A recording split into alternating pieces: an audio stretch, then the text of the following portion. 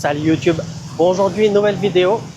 Comme vous avez pu voir dans le titre, aujourd'hui je vais vous dire toutes les raisons, toutes mes raisons pourquoi pour moi vous ne devriez pas vivre à Sukhumvit. Alors ça ne sera pas une visite de quartier, même si je me trouve en plein centre de Sukhumvit. Je pense, la raison principale pourquoi les gens appellent ça le centre, parce que là le grand bâtiment c'est Ensfer, là vous avez EM Quartier et là Emporium, et juste derrière ces arbres c'est le parc. Donc je vais vous donner tous les points négatifs mais aussi positifs pourquoi malgré tout ça vous ne devriez pas vivre à Sukhumvit, surtout si vous rentrez dans une certaine case. Mais avant ça, comme vous avez l'habitude, si jamais vous souhaitez apprendre le thaï, quand je dis apprendre le thaï, c'est apprendre le vrai thaï, celui qu'on utilise au quotidien, dans la vie de tous les jours. J'ai créé une formation complète à ce sujet-là, auquel je vous explique ma méthode personnelle, comment j'ai fait pour parler thaï couramment, comme vous avez pu le voir à travers mes micro-trottoirs ou mes interviews 100% en thaï. Je vous mets le lien dans la description si jamais vous avez des questions au sujet de la Thaïlande, que ce soit de l'expatriation ou des vacances. J'ai créé des appels personnalisés, on passe 1 heure ensemble et je réponds à toutes vos questions. Encore une fois, tout est dans la description. Donc voilà, fin de cette petite pub. Alors déjà, Sukhumvit, on va un petit peu le délimiter. Pour moi, Sukhumvit, c'est de Asok jusqu'à Bang Na ou Dom Suk, environ ces 2 stations. Pour moi, c'est Sukhumvit. Donc plus haut qu'Asok, c'est-à-dire Nana, ou vers Lumpini Park, etc. Pour moi, ça rentrera pas dans le critère de cette vidéo. Et déjà, pourquoi Sukhumvit, c'est un petit peu la référence des étrangers, pas seulement des Français. Alors j'ai ma petite idée, c'est peut-être pas forcément ça, mais je pense que pour la plupart des gens, le centre, c'est là où on se trouve actuellement, c'est-à-dire vers Ensfer jusqu'à Asok, même si pour moi ça ne l'est pas, mais pour beaucoup de personnes ça l'est. Et aussi surtout parce que le monde de la nuit, il n'est pas très loin d'ici. Vous avez dans le quartier où je me trouve, juste là d'ailleurs, des massages un petit peu spéciaux, mais aussi derrière, je crois que c'est un quartier japonais, avec toutes sortes de massages, de bars un petit peu spéciaux on va dire. Si vous allez à Asok, vous avez la Soi Cowboy. Et si vous continuez un peu plus loin, à Soi 4, vous avez la Soi Nana. Donc je pense déjà c'est la raison principale pourquoi c'est un petit peu le centre aux yeux de tout le monde. Eh bien c'est pour toutes ces activités nocturnes. Un autre point qui me fait penser que voilà pourquoi les étrangers ont commencé par s'installer au niveau de Sukhumvit, c'est il me semble que la première ligne qu'ils ont créée de BTS, c'est la Sukhumvit Line. Et je pense que c'est le fait de ces facilités d'aller de Sukhumvit au MBK à Siam qui fait que les étrangers ont décidé de s'installer ici. Et après, voilà, c'est du bouche à oreille. La plupart des gens que vous allez voir sur YouTube qui habitent Bangkok, ils vont vous dire habitez à Sukhumvit, habitez à Hot Not. Moi, je dois être une des rares personnes à vous dire n'habitez surtout pas à Sukhumvit. Écartez-vous de cet endroit-là et allez dans d'autres destinations auxquelles on reparlera un peu plus tard. Une autre raison pour laquelle je pense pourquoi beaucoup d'étrangers aiment vivre sur la Sukhumvit Line, c'est déjà être entre eux. C'est voilà, sortir dehors et voir des gens qui vous ressemblent, des westerns, des étrangers. Ce qui crée donc des commerces à proximité, faits pour les étrangers, même si pas que, il y a beaucoup de Thaïs qui habitent ici. Mais vous allez retrouver des boulangeries, des restaurants français, des restaurants japonais, parce qu'on n'est pas loin du quartier un petit peu japonais. Et aussi la nightlife, comme je vous disais, la nightlife très raide, mais il y a aussi la vraie nightlife du côté de Tonglor et Khmer, et une entre-deux nightlife à Sukhumvit 11, on va dire. Donc c'est un petit peu l'avantage de vivre à Sukhumvit, c'est que vous arrivez facilement d'un endroit à l'autre sans trop vous prendre la tête. Et vous avez surtout le BTS qui vous amène un petit peu à toutes ces destinations. Mais les gens qui vont avoir un gros budget, ils vont vraiment pouvoir bénéficier des bons côtés de Sukhumvit, auxquels on va revenir un peu plus tard. C'est ceux qui vont habiter ici même à Phrom Phong, mais aussi à Tonglor et Khmer, parce que c'est un quartier super clean. On voit tout de suite que c'est super clean. Vous avez de très beaux condos, de très grands condos également, vous pouvez trouver des grandes surfaces. Par contre, voilà, les prix peuvent être un petit peu élevés, surtout si vous voulez des grandes surfaces. Donc ça, c'est pour les personnes qui ont des gros budgets. Ils seront à proximité du métro, ils peuvent y aller à pied. La Thaïlande, c'est vraiment pas fait pour les piétons, mais dans ces quartiers-là, il y a beaucoup de piétons. Et si vous habitez ailleurs que Sukhumvit, vous n'allez pas avoir d'aussi beaux trottoirs avec autant de gens qui marchent. Ça, je vous le garantis.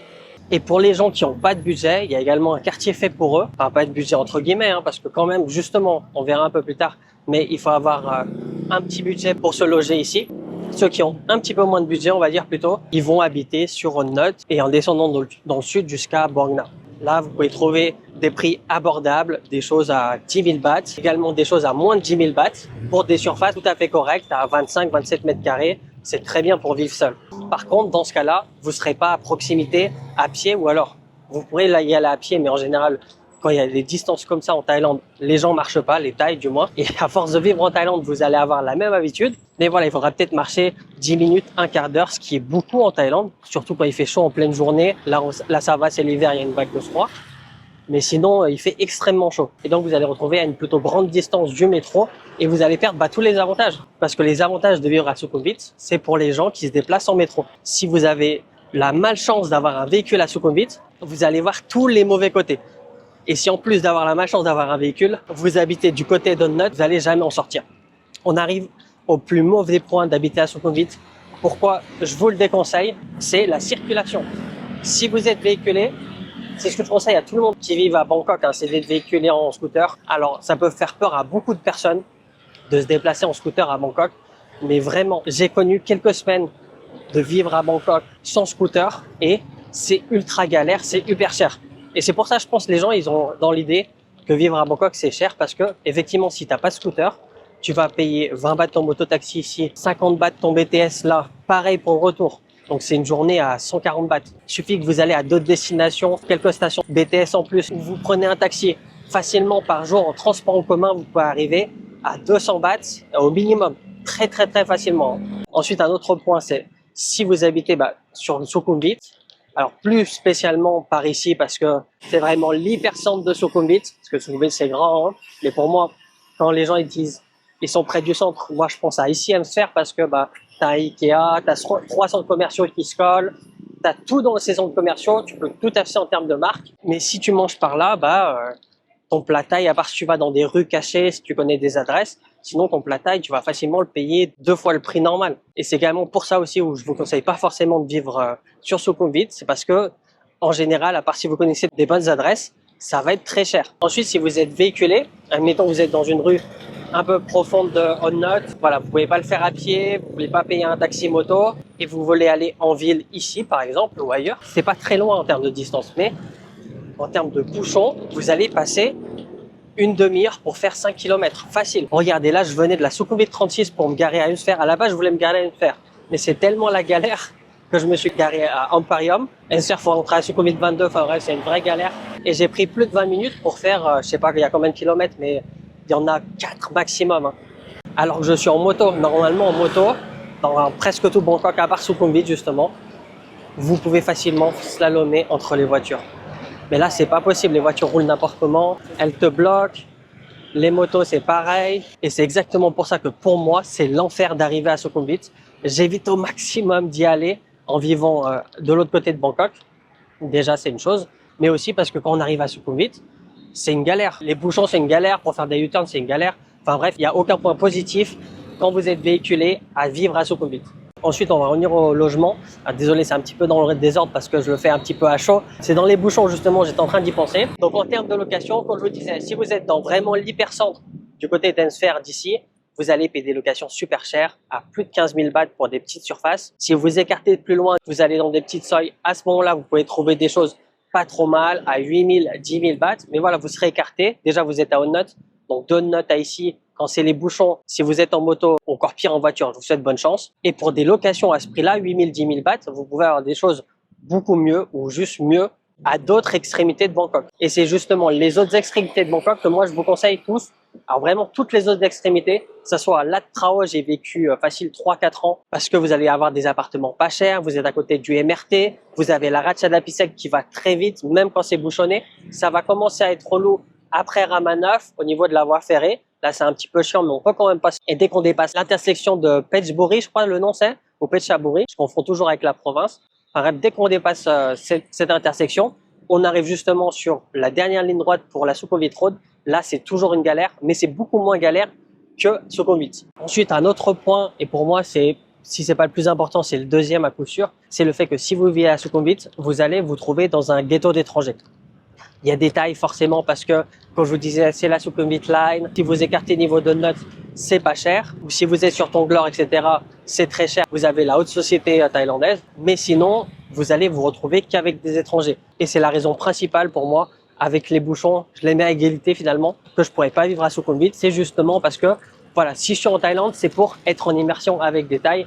et j'ai pas envie d'arriver au Big C le plus proche, le Big C Donut notamment, et de voir je sais pas combien d'étrangers entendre parler français, anglais, allemand, enfin bref, vous avez compris, c'est pas forcément les Français, c'est vraiment les étrangers en général. Si vous voulez être en immersion en Thaïlande, à Sukhumvit, c'est vraiment pas la chose à faire. Visez plutôt, voilà, les points que je vous disais, Lat Phrao, je trouve que c'est un petit peu le mieux, Lat Phrao, Rama9. Rama9, c'est un petit peu plus cher. Sinon, vous pouvez aller de l'autre côté, Saprat Taksin, plutôt au niveau de Wong Engai. C'est pas très loin. En moins de 10 minutes, vous êtes au Lumpini Park. Surtout si vous êtes véhiculé, là, c'est super. Sinon, vous pouvez essayer Pink Lao. C'est des quartiers auxquels j'ai déjà fait des visites de quartier, donc vous pouvez voir à quoi ça ressemble. Et vraiment, sans hésiter. Après, j'ai pas vécu à Honnot, hein. J'ai des mauvaises idées reçues par rapport à ce que je peux voir en venant régulièrement dans le coin. Je sais qu'à chaque fois que je passais Sukhumvit, je me rappelle pourquoi j'habite pas ici. À cause notamment de tous ces bouchons en semaine et en week-end. Mais également quand je vois le nombre de personnes que je connais qui habitent du côté de Note, je me dis, je suis bien d'être à l'écart, où je connais personne d'ailleurs personnellement qui habite vers chez moi, et je rencontre très peu de Français qui habitent vers chez moi également. Un autre point très important pour moi de pas vivre sur Sukhumvit, c'est déjà Sukhumvit, ça vous draine. En fait, Sukhumvit, c'est vraiment le cœur de Bangkok. Vous avez tous les avantages, mais en même temps tous les inconvénients de vivre à Bangkok. C'est-à-dire, comme je vous disais, les bouchons forcément, mais aussi le fait que ça soit toujours busy, qu'il y ait beaucoup de monde, que les gens se bousculent, ils se calculent pas. Et je pense être à cet endroit-là, ça peut être vraiment pesant sur le long terme.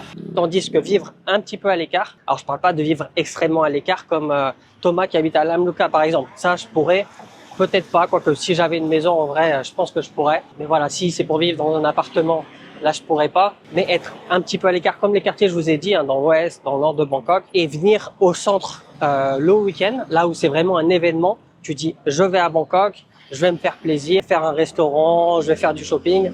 Voilà, vraiment, je vais faire des activités. Vraiment profiter de Bangkok en tant qu'événement le week-end, tous les week-ends ou quelques week-ends, ça dépend. En fait, l'avantage d'être pas trop loin, comme Phik Lao, Thonburi, Lat Phrao, c'est que vraiment on peut aller tous les week-ends, il n'y a aucun problème. Et c'est vraiment un événement. On se dit, c'est le week-end, je vais aller en ville. En plus, ça roule un petit peu mieux normalement. Mais voilà, c'est une raison principale aussi pourquoi ne vivez pas à Sukhumvit, c'est parce que c'est drainant. Moi, je pense pas que je pourrais vivre à l'hypercentre ici et descendre, avoir tout ce trafic, toutes ces voitures, regardez-moi ça, voir ça tous les jours en bas de chez soi. Aujourd'hui, il n'y a pas trop de monde qui marche, mais j'imagine il y a des moments où il y a beaucoup plus de monde. Et en fait, ne jamais être déconnecté de l'hypercentre de Bangkok. Tandis que là, moi où je suis, mais également toutes les personnes dans les autres extrémités, on a tout ce qu'il faut. On a des centres commerciaux avec, ils vendent de tout. Mais c'est vrai que on aime bien être allé au centre de Bangkok. En tout cas, c'est mon cas. J'aime bien aller au centre de Bangkok. Alors, pas spécialement ici parce que comme je vous disais, c'est relou. Mais j'aime bien aller sur Siam, Central World. Ça, c'est plus mon secteur, ça tourne. Et c'est vraiment un événement. Voilà, j'y vais pas en semaine, à part si j'ai des trucs à faire. Mais je suis bien content de pouvoir le faire en week-end. Un autre point important et pas des moindres, c'est les inondations. Voilà, les inondations en Thaïlande, à Bangkok, je veux dire, il y en a tous les ans et ça se passe toujours au même endroit. C'est au niveau de Sukhumvit, surtout du niveau d'Udom Suk, Honnot, vous allez avoir beaucoup d'inondations. Alors attention, quand je dis inondations, je pense pas aux inondations de Hat Yai que vous avez vu récemment, auxquelles l'eau arrive jusqu'au premier étage. Et voilà, quand vous avez marché dans les rues, un peu comme ça. Alors ici, je pense pas que ça soit inondé, mais plus du côté de Bang Na, Honnot ou Dom Suk, c'est inondé. Vous avez de l'eau facilement jusqu'au trottoir.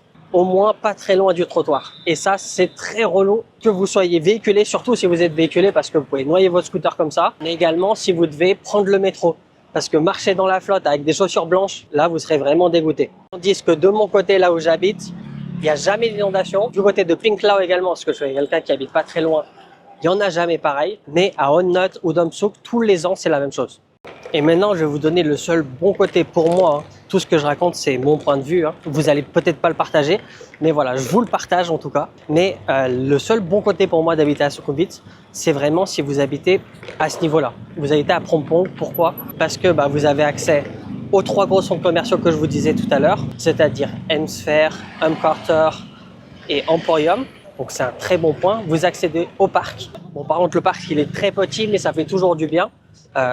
Si vous voulez faire des longues distances, c'est chiant, vous devez faire 50 tours. Mais voilà, au moins ça a le mérite d'être là, vous pouvez faire des tractions, vous avez plein de restaurants. Si vous continuez un peu plus loin sur la droite, vous arrivez au W District. L'avantage, c'est qu'il y a plein de food, c'est en plein air. Vous pouvez rencontrer des gens, encore une fois, il y a surtout des étrangers, même si pas que, mais il y a surtout des étrangers. Mais pour moi, si vous habitez sur Sukhumvit et vous n'habitez pas à proximité d'ici, il n'y a aucun avantage à habiter à Sukhumvit. Voilà, je vais me répéter, mais à chaque fois que vous allez vouloir vous déplacer, si vous êtes en scooter, il va falloir traverser cette route, elle est relou. Après, vous allez me dire, il y a peut-être la Rama 4 là-bas. Mais prenez la Rama 4 du niveau Veronne jusqu'au Lumpini, ça avance beaucoup mieux que la Sukhumvit, il n'y a pas photo. Mais ça avance pas des masses. C'est un petit peu relou aussi, parce qu'il y a énormément de véhicules. Donc un message à toutes les personnes qui vivent à Bangkok et qui savent pas où aller vivre. Première chose, c'est être véhiculé. Vous allez découvrir un tout nouveau Bangkok le jour où vous serez véhiculé. Je le conseille à tout le monde que je rencontre. C'est une des premières questions que je leur demande. Comment tu te déplaces? Est-ce que tu as un scooter? Et la plupart me disent non, mais ils adorent Bangkok sans scooter.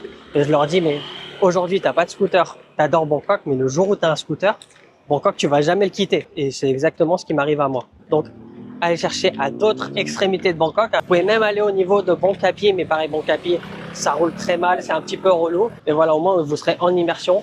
Bientôt, je ferai une visite du quartier de Ram Kam Eng. Je sais pas quand, un de ces quatre, parce que justement, c'est un petit peu loin de chez moi. Mais ce quartier-là, ici, il est pas trop mal. Donc, n'oubliez pas de vous abonner à la chaîne, c'est pas déjà fait. Dites-moi en commentaire ce que vous pensez de Sukhumvit, parce que, voilà, je pense que la plupart de mes viewers de Thaïlande, de Bangkok, ils habitent à Sukhumvit. Donc, vous aurez un avis très construit sur la vie à Sukhumvit. Dites-moi tout ça en commentaire, ça m'intéresse. N'oubliez pas de vous abonner, c'est pas déjà fait. Et moi, je vous dis à la prochaine. Ciao!